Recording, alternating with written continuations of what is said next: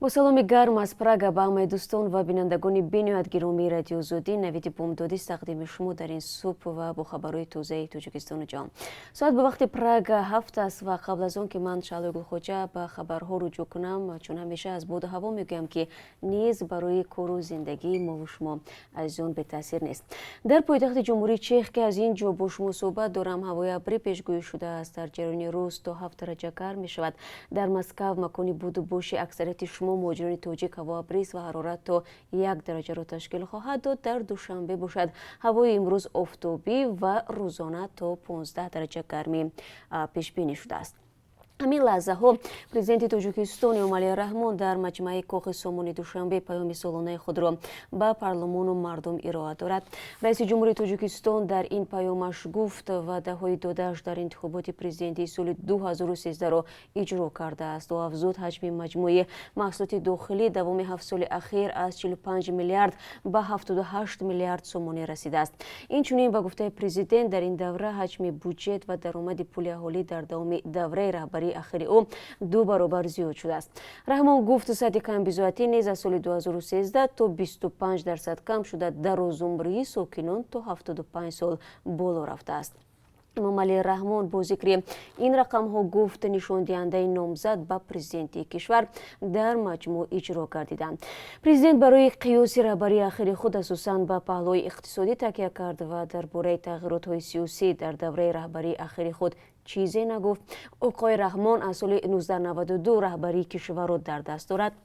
امالی رحمان سال 2013 از نو پرزیدنت تاجیکستان انتخاب شد. در انتخابات سال 2013 که در آن نامزدی مخالفان عین حال با نظر و راه نیافت، اساساً نامزدهای رو به حکومت اشتراک کرده بودند. با وجود آنکه امالی رحمان در نزد وکیلان دوره رهبری خود را موافقت آمیز خواند، اما منتقدان حکومت میگویند مشکلات اجتماعی مردم در این دوره زیاد شد، از جمله افزایش مهاجرت اهالی به خارج را منتقدان از عامل‌های موفق کاری حکومت در سالهای آخر میدونند. ضمناً این پیام 18 امالی رحمان است و معمولاً آن 2 ساعت و یا بیشتر از آن ادامه میکند. پیام پرزیدنت را تقریباً در همه اداره‌های دولتی و تعلیمی از اکران‌های بزرگ تماشا دارند. در دوام روز بینندگان عزیز ما به این مسئله حتما برمیگردیم. دیروز پاپ روم فرانسیس در پیامش به مناسبت عید میلاد مسیح به مشکل مهاجران و پناهندگان اشاره کرد. او گفت ناعدالتی آنها را مجبور میکند که از بیابانها و بحرها عبور کنند که در نهایت امر بیابان و بحرها را به قبرستان تبدیل میدهد. او افزود ناعدالتی آنها را مجبور میکند که بدرفتاری، غلامی، شکنجه و حالت غیر انسانی را در اردوگاه‌ها قبول کنند. این ناعدالتی است که آنها را وادار میکند که با امید حیات شایسته خانه های خود را ترک کنند. پیشوای 1 میلیارد و 300 میلیون کاتولیک روی عالم پیام عنعنوی خود را که اوربی ات اوربی عنوان دارد در روبروی 10,000 پیرو کلیسای کاتولیکی رومانی در میدان پیوتر مقدس واتیکان ارائه نمود. مهاجران تاجیک در سال 2019 حدود 3 میلیارد دلار به تاجیکستان انتقال دادند. در این باره ایگور لاکین فرالوف سفیر روسیه در تاجیکستان خبر داده است. بنا به گفته سفیر، بر اساس حساب‌های گوناگون تقریباً 1 میلیون مهاجر تاجیک که برای کار به روسیه رفتند به طور همیشگی در این کشور قرار دارند و این مهاجران در 1 سال اخیر به مبلغ 3 میلیارد دلار برای نزدیکانشان به وطن فرستادند. سفیر روسیه در تاجیکستان به آن تاکید کرده است که مبلغ‌های ارسال کرده مهاجران در رشد اقتصادی تاجیکستان نقش مهم دارند. وی در رابطه با همکاری‌های اقتصادی دو کشور گفته است در 12 ماه اخیر میان تاجیکستان و روسیه در حجم بیش از 1 میلیارد دلار داد و گرفت صورت گرفته است.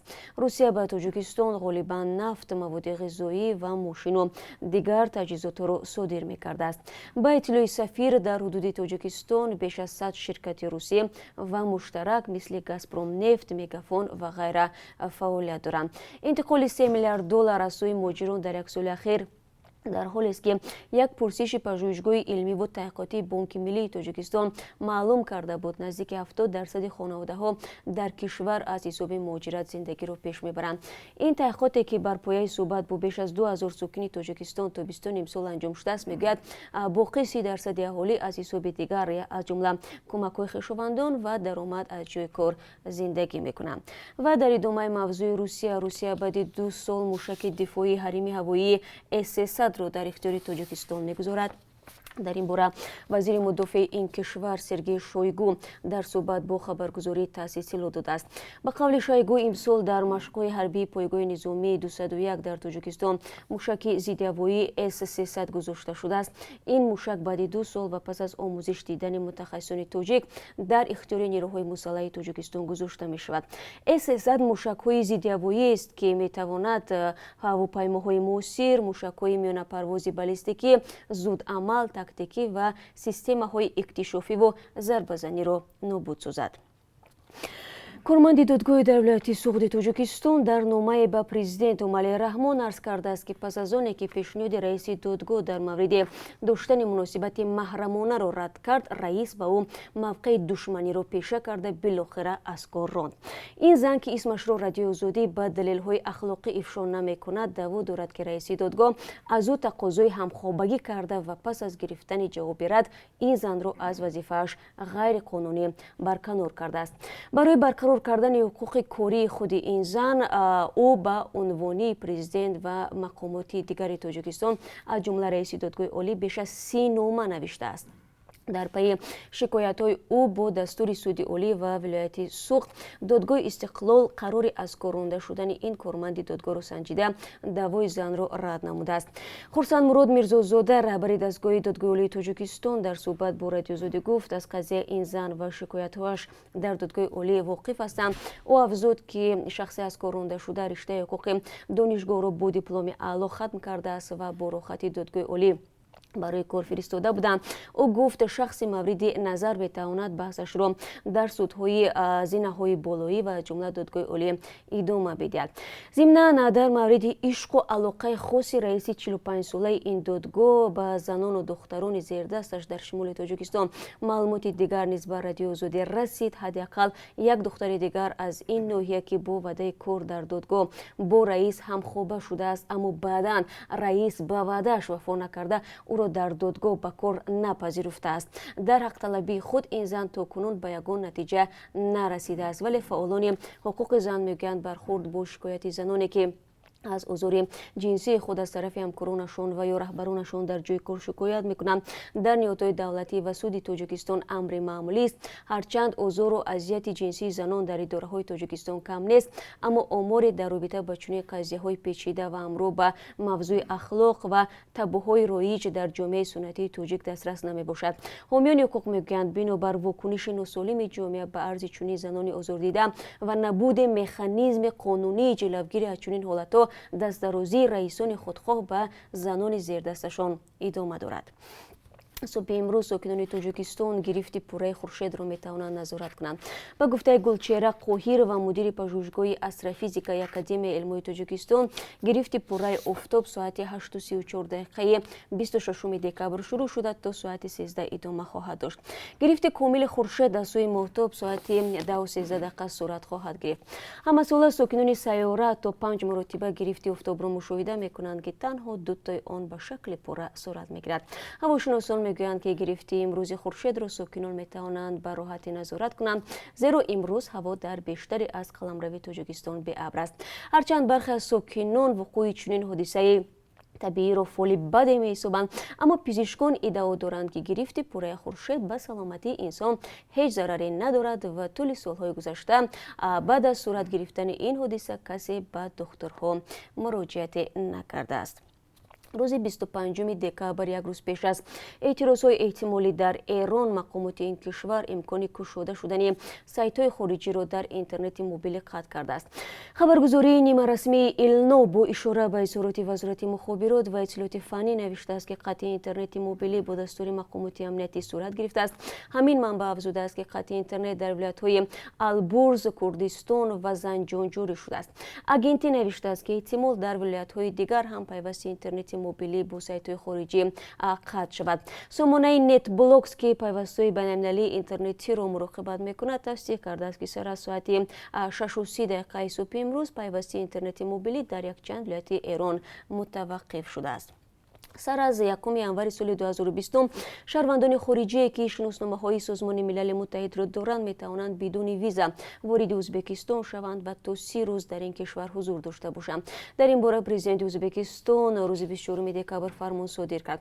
Бар асоси ин ҳуҷҷат виза барои шаҳрвандони дорои чунин шиносномаҳо аз сӯи вазорати корҳои хориҷии Ӯзбекистон давоми 2 рӯзи корӣ дар асоси номаи даъваткунандаи ҷониби Ӯзбекистон дода мешавад. Ҳамчунин хабар дода мешавад шаҳрвандони дорои ҳуҷҷатҳои биометрии سازمان ملل متحد که تصمیم دارند وارد ازبکستان شوند باید با خود شناسنامه‌های ملی نیز داشته باشند. گروهی از کارمندان شرکت اینوستلوتو که با چند ماده کودکس جنایی تاجیکستان ایبدار میشوند اتهامات نسبت خود را به اساس ارزیابی نمودند. برخی از آنها این مرافعه‌های دادگاهی و بعضی دیگرش توسط ادوکات‌هایشان به بیگناهی خود تاکید نمودند. مرافع دادگاهی این گروه که به شمول یک شهروند خارجی از 9 تن عبارتند روز 24 دکبر در دادگاه شهر دوشنبه برگزار گردید. در این مرافعه پرسش کیومرز کیروموف که خود را دیرکتور شرکت ساختمانی ویبستروی معرفی نمود صورت گرفت. او در پاسخ به پرسش‌های ایبدار کننده دولتی تاکید نمود که رسما کارمند اینوستلوتو نیست و هیچ عمل جنایی صادر نکرده است. در پهلوی کیومرز کیروموف 8 تن دیگر از جمله ماکسیم پاپوویچ شهروند چرنگوریا در کرسی ایبداری نشستند.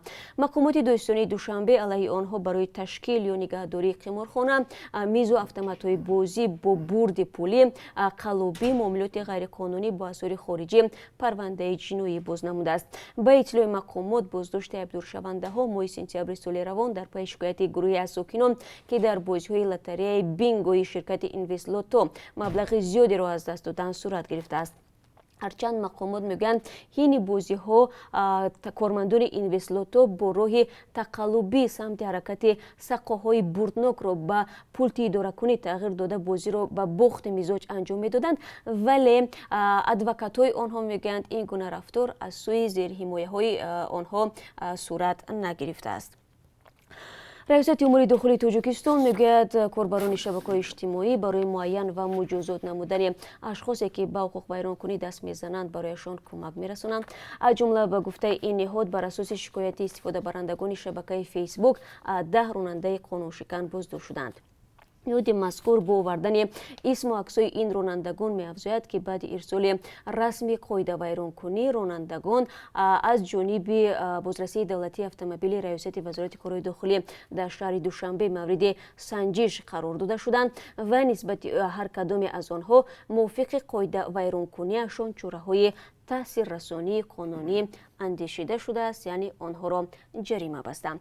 و اکنون از قرب اسعار خارجی برای امروز میگوییم که از طرف بانک ملی تعیین شده است $1 9 سومانی و 69 درهم است، 1 یورو 10 سومانی و 76 درهم و 1000 روبل روسی متوجه باشید 156 سومانی و 60 درهم را تشکیل میدهد، یعنی نسبت به روز گذشته 1 سومانی و 10 درهم بالا رفته است. سپاس میگویم که ما را تماشا کردید. از خبرهای تازه تاجیکستان و جهان تا این لحظه آشنا شدید و البته فراموش نکنید روز نو شده است و ما شما را در برنامه‌های بعدی منتظر خواهیم بود. روزی با برار برای شما تمنا داریم.